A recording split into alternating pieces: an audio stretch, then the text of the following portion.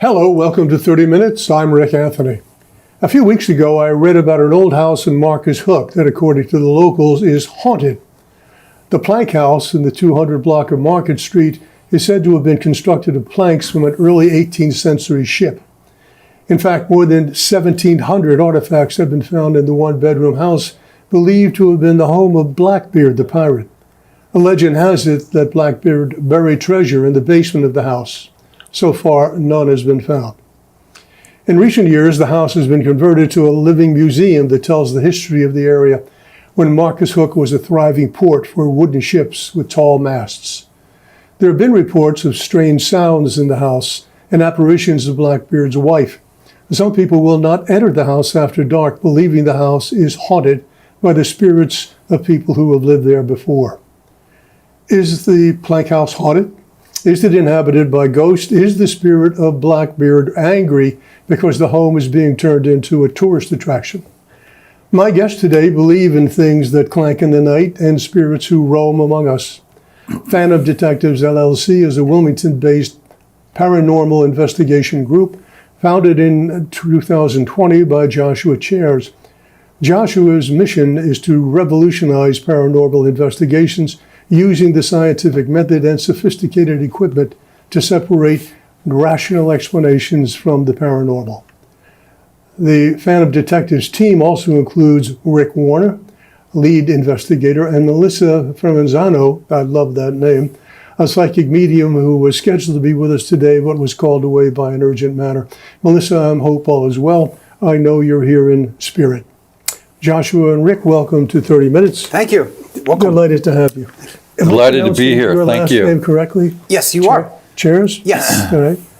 What is it, French? Yes. It is French. So it shouldn't be pronounced, it should be Chairs. Yes. There you go. That's very good. Yeah. Very good. Yeah, 4 years of French, that helps. Yeah. 3 years of Latin, I don't remember anything. Okay. The subject is fascinating. And your backgrounds are fascinating. You have a diverse group of people you're working with. Joshua, you were the first person I contacted when Yes. I read the article in Delco Today, I guess it was. Huh? And I asked you some questions, and you responded enthusiastically to the invitation to come and be with me. Tell me a little bit about your background, and then Rick, if you would please, a bit about your background, because you all have such a diverse background. And then, if you would, Joshua, a little bit about Melissa's background, even though she's not here. Sure. So first, I'd like to dive into my background. And I had a lifelong interest in the paranormal for many years. And as a 4-year-old kid in 1988, I used to love watching In Search of by Leonard Nimoy, which was one of the first television shows that dealt with the paranormal and the unexplained. He played Spock on Star Trek, the original Right. Star Trek, and also Unsolved Mysteries with Robert Stack, which was one of the first great television shows that appeared on like NBC and Lifetime. And Robert Stack was really one of the first real television show host, and there was an episode on there called The Haunting of the General Wayne Inn that really piqued my interest as a kid watching it in 1988. And then as we got into the 90s, I would read as many books as I could on the paranormal, reading books by Dr. Hans Holzer, who is America's first ghost hunter. Dr. Holzer's investigations were the inspiration for the television show Ghostbusters that would be written by Harold Ramis and Dan Aykroyd, over in the 1980s. And then, of course, reading books on UFOs was always fascinating. I would read books by like Whitley Strieber, the book Communion about his abduction account in New York. Also, I would read books by Dr. Kevin Randall, who's one of the leading authorities on Roswell. And then, of course, in 1993, I remember watching an NBC program called The Other Side, and I saw a crop circle cattle mutilations expert by the name of Linda Moulton Howe on the show. And then one night I started flipping the AM dial and I heard the show that's at Area 2000 with Art Bell, and I was immediately hooked into Art's world. And Linda was a UFO commentator on Art's show, and she would give him like UFO reports from different parts of the country. So I was immediately hooked on listening to Art back in 1993, 1994. And At 5 o'clock in the morning. yes, yep. Right. Because I would get up for school and all that, and I would hear him on the AM dial. Yeah. And I was always fascinated with the stories of UFOs and UAPs. And then as we got into the early 2000s, I started, other television shows started popping up on the paranormal. The first one that really was like about taking a team approach was Most Haunted with Yvette Fielding and Carl Beatty. That show would air on television stations in UK, and sometimes it would air on like History Channel. And Yvette and Carl would go to old like British castles, like investigating like the Tower of London and Scotland and Ireland and all the other places in the central part of the Wales area of the UK. So it was always fascinating how they did it. And then in 2003, I graduated high school. In 2004, I went to Westchester University, got my Bachelor of Science in Business Administration. And then all the ghost hunting, even more ghost hunting shows started popping up on television. A couple of my favorites that really got my interest were Ghost Hunters, was on Sci-Fi Channel with Jason Hawes and Grant Wilson. They're plumbers from Roto-Rooter, and of course, Paranormal State with Ryan Buell, Heather Taddy, and Katrina Weidman. And Joshua, I can't keep up with you. You've got an encyclopedic knowledge Thank you. of the subject. Yes. Was there anybody else in your family interested in the paranormal? Yes, I had my sister had some experiences while as a kid, at recess, basically looking up in the sky, seeing triangular lights. I also had an aunt who's really into the paranormal because her sister had passed away, which is my other aunt. So I've had family that have really had a lifelong interest in it. Wow. Huh. Rick, can you match that? Oh, yeah. Yeah. So my background is, so I'm a guy with many hats, actually. So currently, right now, I'm the executive director for ERC, Extraterrestrial Research Center. I'm a certified UAP UFO investigator. I'm also the USA ambassador to the Italian UFO Federation, which is one of the largest investigative agencies in Italy. And as well as being the lead investigator for Phantom Detectives Paranormal Research Team. And I'm also the tech manager and director of client relations as well. So Joshua, in the beginning, Joshua had found me. I think it was LinkedIn, right? Yes. Mm-hmm. Yeah, and invited me to come and check things out and see if I wanted to be part of the team. But your principal area of interest has been extraterrestrial UFO. Yeah, originally, Not only, but actually both. Like I have an equal interest in both areas. So I enjoy being a ghostly paranormal investigator. And I also enjoy investigating UFO, UAP cases, and also doing the research as well. So my skills that I bring into Phantom Detectives are my research skills, my investigative skills, my ability to interview clients. Mm-hmm. And initially, I would interview all the clients to find out if we want to take on their case, because we don't just take someone's case like that.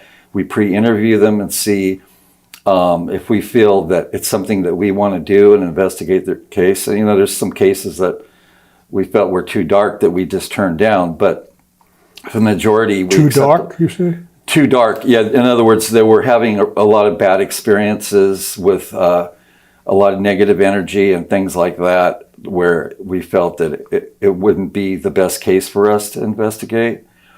But a lot of cases that we have done, we always capture paranormal activity, or we have captured paranormal activity, and that's because it's the way that we come into a case. Mm-hmm. We treat all the spirits there like it's their house. Mm-hmm. So so that's... Thank you. Tell me about Melissa. Melissa, whose spirit is here. Sure. Yes, so Melissa's spirit. She had a lifelong interest in the paranormal. She actually grew up as a child, and she wouldn't sleep without the light long. She grew up in Delaware County, pretty much outside of Boothwyn, which is right next to Marcus Hook, where we were at the Plank House, literally 5-10 minutes away from there. Mm-hmm. And with her lifelong interest in the paranormal, she wouldn't sleep without the light on. So she always was the kind of girl growing up that pretty much would be, very terrified of, even like sleep in the dark, basically. And she also had a lifelong interest in. She's a psychic medium. She's had the ability to be a clairaudient, which is hearing the dead, and a clairsentient, which is sensing the dead. Pretty much her whole entire life in. Obviously since she grew up, and I believe, and she married Anthony Ferrazzano, and they had a beautiful daughter named Caitlin now, who's in her early 20s. and she graduates from Newman University, and Caitlin will be graduating. So she had a long, and she's also an expert in remote viewing, crystal healing, energy tapping. So she's got really good ability. She's also a clairvoyant. I think she can see the dead sometimes. So what she did was in 2021, she wanted to really enhance her mediumship skills. So she went and started taking classes how to develop her mediumship abilities and how to develop her abilities further with a well-known psychic medium by the name of Cindy Kaza. Cindy Kaza is a world-renowned medium who studied under James von Prague, one of the top mediums in the world. And James mentored Cindy, and Cindy has pretty much been on many of the paranormal television shows, from the Holzer Files. She's been on the Dead Files with Amy Allen. She's basically seen everywhere. And Melissa took Zoom classes with her and developed her skills. And Cindy would put Melissa in breakout groups so that she can practice her skills with other students. And then she started using those skills on our investigations. So we're going to start with Melissa, who's on our right. She's psychic medium for the team. So do you want to explain, Melissa, what you're picking up here on the outside and inside of the building? Sure. When I first arrived at the Plank House here, I was picking up on a woman, and the time period is from the 1700s. That's what I was hearing. And I saw that she was wearing clothing from that time. And she's very, very welcoming. She's happy that we are here. So she's giving me a sense of peace that we are allowed to enter her home. Now, I'm also picking up on a gentleman who is not so happy we're here. And he's someone who meant business. And so there are two conflicting spirits here, if you will. The lady being welcoming, the gentleman is not.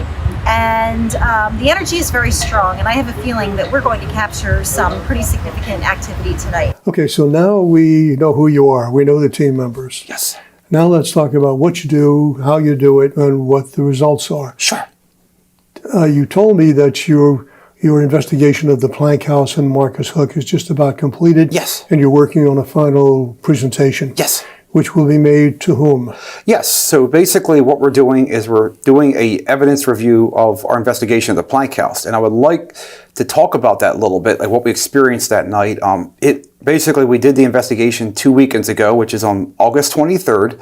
And there we started setting up equipment. And mind you, this old house dates back to 1718. So basically, it would have been an area where basically the pirates, Blackbeard could easily keep a low profile, trade away plunder, and then kind of keep, and he had a mistress supposedly that had lived at the house named Margaret. And there, the minute we started setting up the equipment, a lot of crazy stuff started happening. Literally, the first thing that happened was, when Rick was doing the pendulum session. Rick is actually really good on the pendulums. I literally felt something literally push me down, and I fell on the floor. And thank gosh, Rick had to stop the pendulum system and pick me up from that. That was not the only thing that happened. Later that night, we started picking up high EMF readings with our EMF meters. We also started picking up a lot of equipment going off, and we also, the owner of the Plank House, Michael Minersha, he's the chair of the Marcus Hook Preservation Society, was aiming his camera inside when we were doing the Chairs Warner Spirit Box session, which is an enhanced version of the Estes method, where we hook up our psychic medium Melissa with headphones, and also a ghost box that we scan the EMF stations, and we also add a EMF meter as well as other devices to enhance spirit communication. And there, Michael Minersha took a photograph with his phone, and you could see an outline that looks like Blackbeard the pirate. Do you mind if I share too on that point? As far as so there's a method called the Estes method, and that method is an older version of what we do. We have an enhanced method, as Joshua mentioned, the Chairs Warner Spirit Box session, named after myself and Joshua. And it used to be, so the older method was just someone wearing a pair of blindfolds.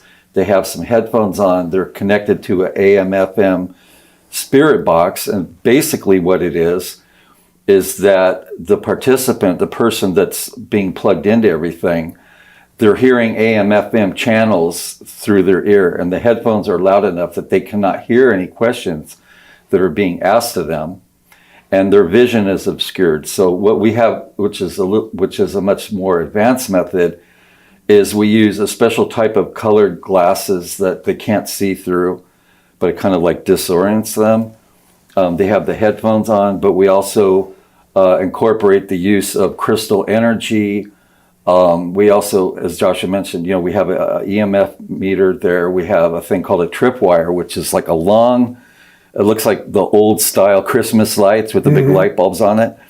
So we have that there, and we're looking for spirit entities to set up equipment, all while we're asking questions. And speaking of asking questions, we did something really, really big during this investigation at the Plank House.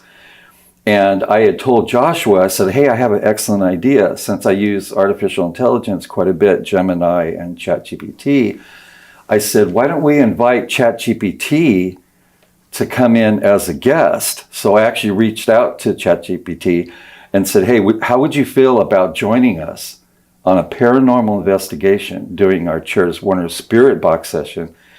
And as we're asking questions, because we take turns, when your turn comes along, I'll cue you, and then you could ask a question.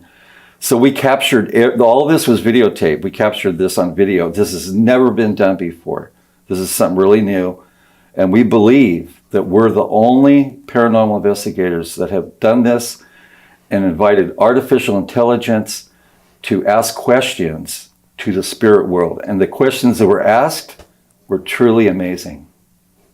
Like, well, basically, like, what type of, would you tell people, if you could talk, basically, what was it, the question about, like, how what was your most prized artifact? Or yes. Pirate ships or something like that? Yeah. Or about, like, have you about any kind of treasure? Or did you trade for any kind of treasure or anything? so you're addressing the questions to The Blackfeet artificial- or Spirit. Yeah, so what happens is we're actually giving ChatGPT, so we have everything on. So we have, we're picking the recorded sound of ChatGPT speaking, and we don't know what questions ChatGPT is going to ask. But all the questions were very intelligent questions, like, what type of things do you want to share with us that were experienced, like, when you were alive or as a spirit. And there's been quite a few questions. I can't remember all of them, but it was very compelling to add this because it's something new, it's something different. So we were pretty amazed. And when I went back, But how were the answers captured? okay, so what happens is since we're asking questions out loud, those questions are actually going to the spirit world. And the way it works is, so our psychic medium, Melissa, she's hooked up to these devices. And sometimes the idea is to get her to communicate with the spirit world and answer any questions we ask. Sometimes we might not get an answer, but many times How we do do. you know when you get an answer? She'll say it out loud. Yeah, she says it out loud. Like, for an example, even though she can't hear us, that's why we make it loud enough so she can't hear what we're asking. I So there's see. no way that she could cheat. Yeah. Not that she would anyway. And let's say if we say, like, well, how many spirits are here present today? And then she could turn around and say, okay, there's 5 spirits or 10 spirits, whatever it is. So we capture those answers and we timeline everything, put all that in a report. And So, mind you, she's also hooked up to an AFM spirit box. Like they have something called What is that? that's what I was saying about the spirit box. What is the Spirit Box? Spirit Box is a modified Hack-a-Shack radio that can scan AM/FM stations, that can move forward, move backwards, and use white noise to basically, in the spirit world, to communicate through us through a device. And it was pretty much invented by a guy I've known, Christopher Moon, who's a well-known paranormal investigator. It's kind of like a Hack-a-Shack radio box that's just been modified that can move forward and backward and pick up spirit voices. So the devices you use Yes. are, for the most part, purchased, Yes. Yes. but you've modified some of them, Yes. and you've created some new ones. From what you Well, said. actually, it's not so much that we've modified it as to it's our protocols, like how we do this type of method Okay. compared to what other people are doing out there. And I will tell you this: we get some very compelling evidence, and we believe that our spirit box session method is better than anything out there, than what other paranormal investigators are using. But again, to be able to bring artificial intelligence on something like this, I mean, this was great. And I went back to check with ChatGPT to see if I was remembered. And it actually said, yeah, I remember you, Rick, that I was a part of that. And I remember Phantom Detectives. And I'll say she, even though I know it's not a real female, but it's a female voice. And she said, yeah, and she mentioned that she remembered Melissa, and I was like blown away, because 2 months ago, I couldn't find that artificial intelligence would remember my name unless we were actually in a session. Now I could go back, 2 weeks from now, and she'll remember who I am, which is really amazing. Bottom line, Yes. what will you report to the Marcus Hook folks about what you found? Is the house haunted? By Yes. whom? By whom? Most definitely. For how long? And is it an angry spirit or a benign spirit? I would say definitely angry. Yes, and, angry. and not wanting us to be there. Yes, we actually, so based on the evidence that we've so far captured from the images, from the thermal image of a woman, we're going to say there's at least 3 spirits there that we've concluded based on the images that we've captured and the evidence that we're still combing through slowly. I just pulled an EVP off my voice recorder that wasn't any of us. There's 4 of us that we had a guest investigator there. And so what we're planning on doing is we're going to put a PowerPoint presentation together for the Marcus Hook Preservation Society. And that will be 2 weeks from today. Actually, But what will you report? So the report will be basically, we're going to send that to Michael Menersha about a week before the investigation. It will include all of the thermal images, the digital camera images that we captured. It'll include all the EVPs, like spirit voice that we picked up on our voice recorders. It'll also include historical research that we've done on the property. It will also include the client interview that we did with Michael Menersha. Have others investigated the Plank House? Paranormal investigators? There have been before in the past. And one thing that I was told by Michael, so as you know, he manages the place, but he turned it over to the Preservation Society, that just to give you an idea of just how haunted this place really is, people that wanted to spend the night over there never stayed past 10 o'clock. Yeah, I read that. Because they ran out of there. They were just so scared and everything. Yeah. And I will tell you this, in our experiences there, there's a lot of negative energy that clearly doesn't want us there. We also did another type thing I'll tell you about, which we got great activity, and that was using electric dowsing rods, which is what I do. That's kind of like my specialty. And what they are is think of like copper dowsing rods they use for finding water and that type of thing. Yes. There's there's a tube of lights that run across the copper rods, and they're neon colored lights. We could change the colors. And the cool thing about it is, so we're asking yes or no questions. Like yes would be the rods would cross forward, and no, the rods would cross towards my shoulder. And we're not moving them or manipulating them. And you can clearly see that on video, that we're not moving them and crossing them. It's the spirits are answering questions, yes or no questions. And it was established that Blackbeard the pirate was there present and did not want us to be there at all. So they're also, going to be doing some major construction and stuff like that once they get find people to do that. And there's already things that they've been working on there. But he's definitely angry. He's upset. He doesn't want people there. Doesn't like the idea of people making modifications, doing things like that. These are all things that we picked up. And you can definitely feel the after physical effects, which we all felt. The negative energy that's there and stuff like that. So, yeah, that was the hard part.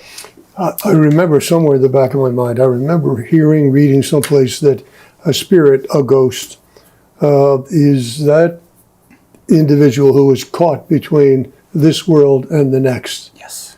And for whatever reason has not been able to cross over to the next, either because they're not worthy or whatever. Or I think Why maybe is- sometimes why when is you say Blackbeard- they maybe they just don't, So- they're not ready, they don't feel they're ready, or they don't want Well, we to. I have don't something know, that's but- called, let's go ahead and go through that really quickly. There's something called the law of energy. It's a law in science that states energy cannot be created nor destroyed, but move from one form to another. So basically, think of like throwing a stone in the pond and you get ripple effects. So basically, there's that ripple, that echo of time that's still in the environment, basically. And there's 4 types of hauntings, which are intelligent hauntings, which spirits that directly interact with the living. There's residual hauntings, which are like, think of the Battle of Gettysburg when 50,000 people lost their lives. There's memories in the environment of that battle. And also there's demonic hauntings, which are like things that prey on the living, like negative entities or shadow people that prey on, innocent people. And then there's poltergeist hauntings, which are like spirits that called noisy ghosts. They throw things around and they levitate plants and different things. So spirits are all around us. Sometimes we don't see them physically, but they're there spiritually, and they can sometimes move things and manipulate things to get things, with the law of energy. So can spirits be demonic? Yes, they can. We've had a case where You're not into exorcism, I assume. No. No, that's one of the things that we stay away from.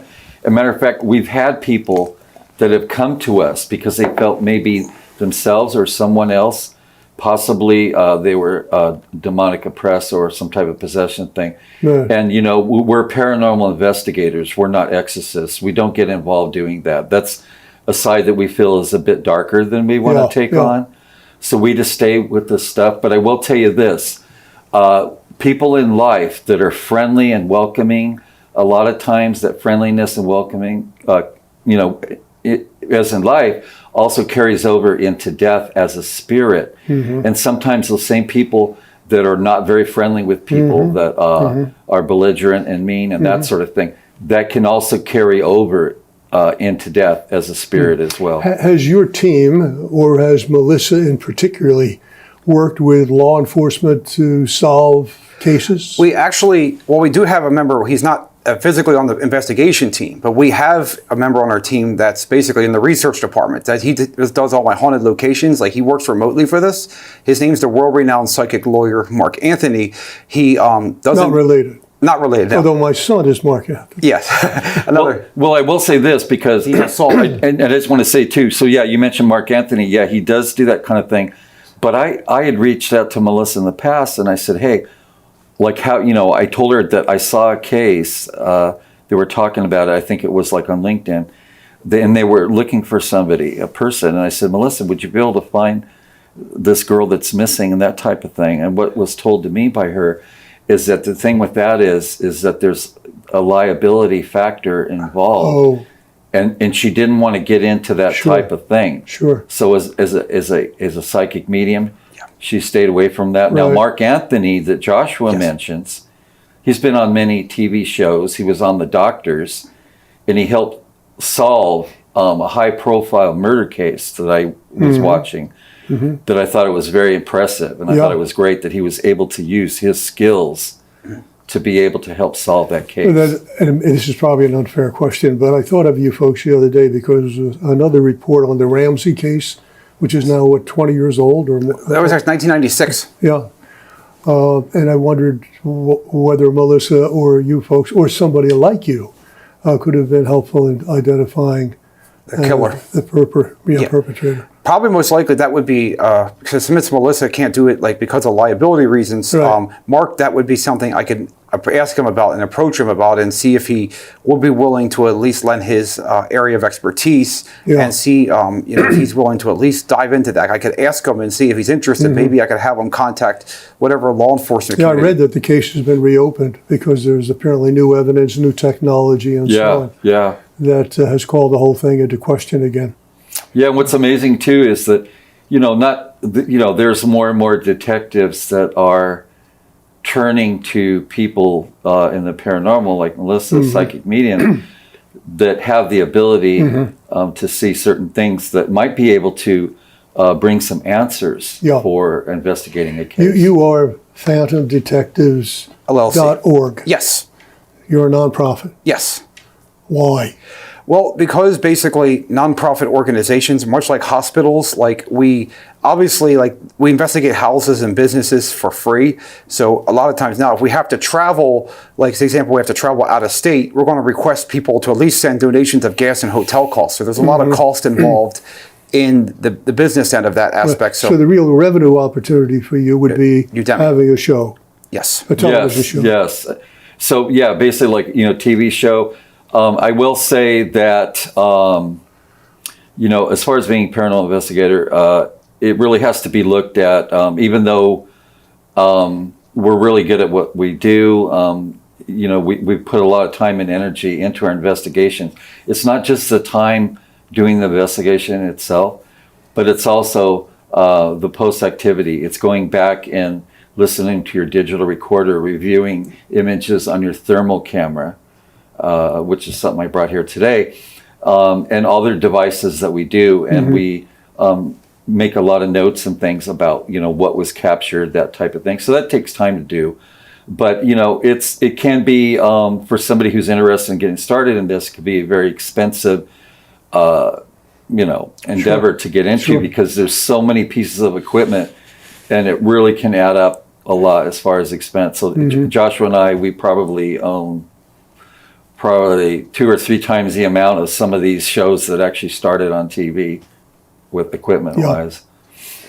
Joshua, your website says your goal is to revolutionize paranormal investigations through the scientific method. Yes. And the sophisticated equipment that you have. Yes. Is there more to it than that? Well, basically, we're using the scientific method, which is basically we're here to basically come up, make a prediction, basically, saying, is this place haunted, yes or no? And then we're going to so that we're developing a hypothesis, which is basically an educated guess to see if it's haunted. And then we're going to use that scientific method to basically then use the equipment and use our knowledge and our basically expertise to determine if the place is haunted based on the investigation. So the investigation is like the validity part. It helps you. But the problem is, it really can't be proven. Right. If I want to believe your outcomes, if I'm predisposed to believe your outcomes, I'm going to believe it. Yes. If I am already somewhat skeptical, as I am, somewhat skeptical, I'm inclined not to believe it. I'm inclined to continue to question. There was an interesting... Show me. There was an interesting statistic that they actually had. They did a survey they surveyed many American people, and they determined that 60 to 70% of American people believe in some form of life after death. Absolutely. Whether that's not reincarnation, whether that's near-death experiences, but there's no scientific proof. But there's a lot of people that have seen things, and especially like Dr. Raymond Moody, who was one of the world's leading authorities on near-death experience. Well, this brings me to my next question. Would what you do and the way you do it be the same if you were doing an investigation in India or China or the Middle East, where those cultures, they revere ancestors, they believe in the afterlife, and they believe in spirits. The thing is, the training, the methods we use, this could be done anywhere in any part of the world. There's not really a big change other than location itself. Now, as Joshua mentioned, the scientific method, that's the big key here. So when we go into investigation and we go through the interview process and all that, a lot of times people make claims, I saw this, I did this, things like that.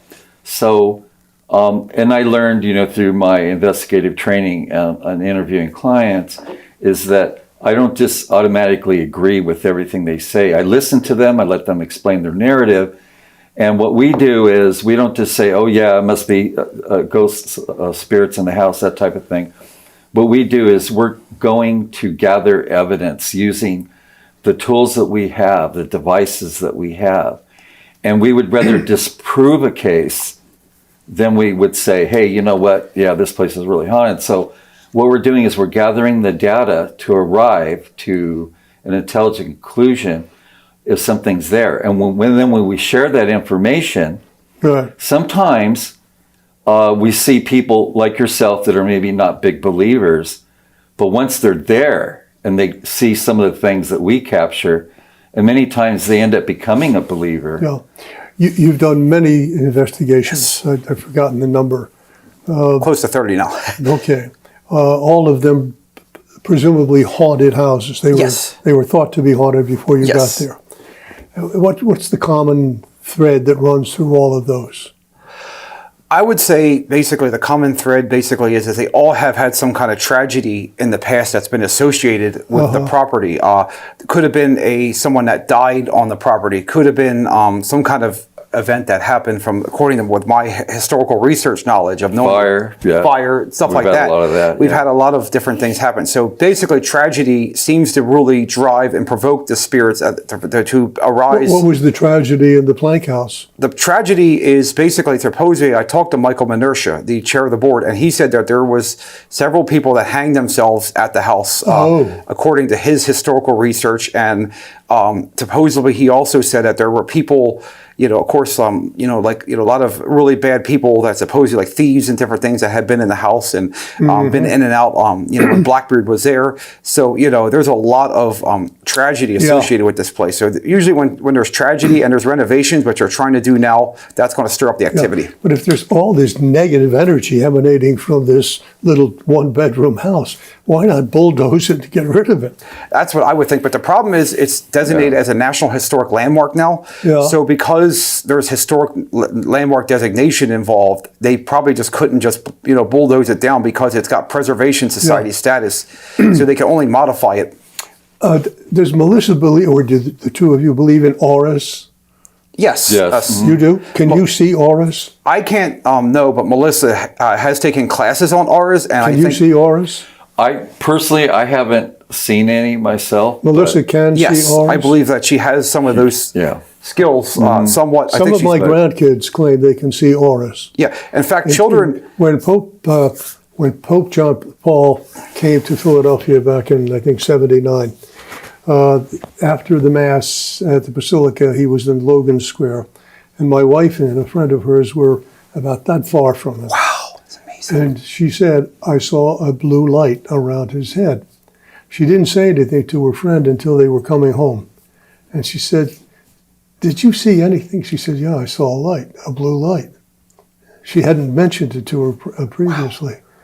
I think it's the only time my wife Marlene ever saw an aura. But I know some of my grandchildren see auras, different lights depending upon your mood, your disposition. Yeah, I'm sure health can it's affect kinda their aura scary. too. Yeah. Yeah. So is that a gift? It must be. I think it's we all have something that's called perception. Perception is a process of receiving and intaking information. So people that could see auras usually have something called ESP, which is it's like a sixth sense. It's like extra sensory perception. They can basically see things beyond the five senses that we can't as people. And even animals supposedly can detect. But is it something that can be learned? You said Melissa is taking some classes. Yes, and she has worked on that and developed that skill. So I'm not exactly sure what level she is. I could ask her when I see her, but I think that believes that she's working on developing that. Well, one of the things that you mentioned about Melissa, okay, so according to Melissa, and I heard this before too, is that we all have a little bit of psychic abilities. I've heard that some people before. have it much more than others, Right. but with the proper training, those skills could be developed. So sometimes when, even though Joshua and myself don't really consider ourselves psychic mediums, there's many times that we would walk into a place, and most of the time, and this goes for the three of us, if we could walk into a place, and I think it's just from going to so many investigations, but we'll get this feeling that'll be overwhelming, like there's a lot of negative energy. We feel maybe an unwanted feeling. There's investigations we've been to where we feel a very peaceful presence. Yes. Like as soon as you walk in the door, you feel like this. We did an investigation where ladies got, a bunch of horses outside in stables and stuff like that. And the whole entire time I was in there, it's like I feel hot, I feel heaviness in my chest. It just felt like a lot of negative energy. Sometimes you almost feel like you just have to get out every now and then and take a break of fresh air because you just feel so overwhelmed. Yeah. Yeah. You mentioned that you are a member of various organizations.